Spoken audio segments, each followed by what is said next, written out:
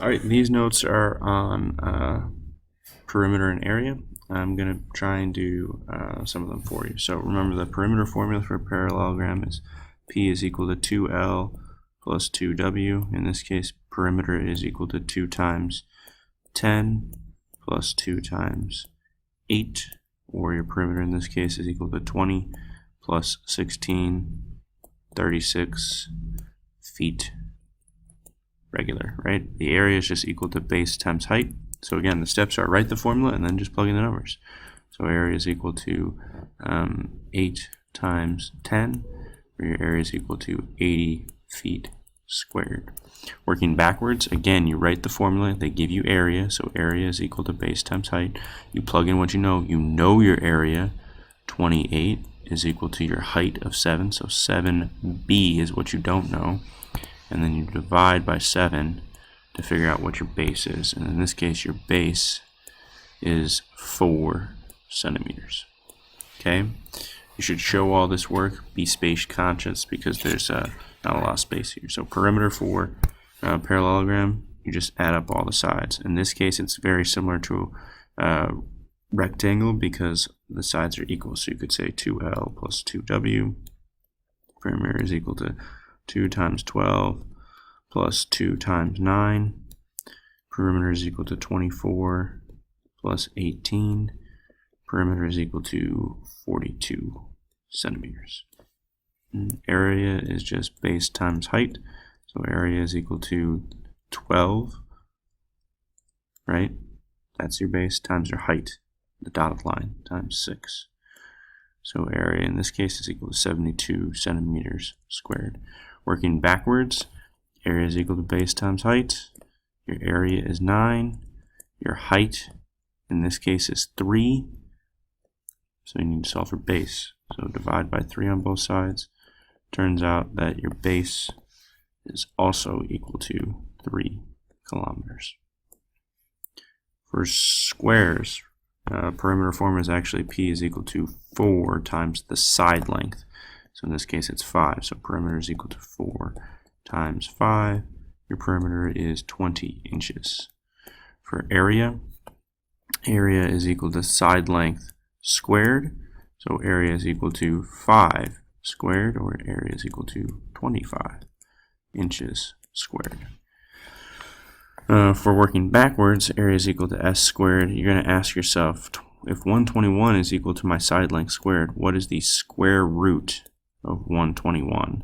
And that's equal to 11. 11 times 11 will give you 121. So your side length is 11 centimeters, right?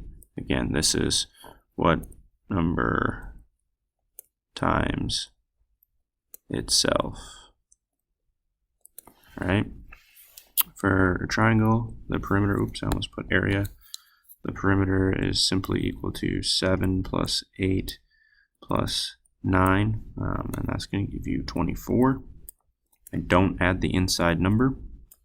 The area is equal to base times height divided by 2. So area in this case is equal to 9 times 6 divided by 2.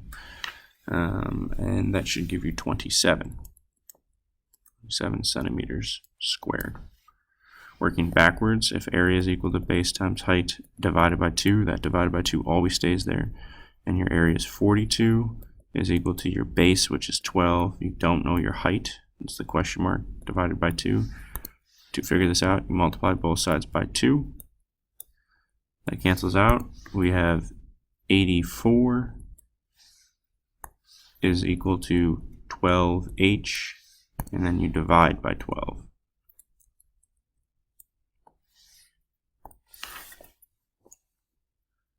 So h is 84 divided by 12, or h is, sorry, trying to remember my 12s, 7, right? So 7 meters.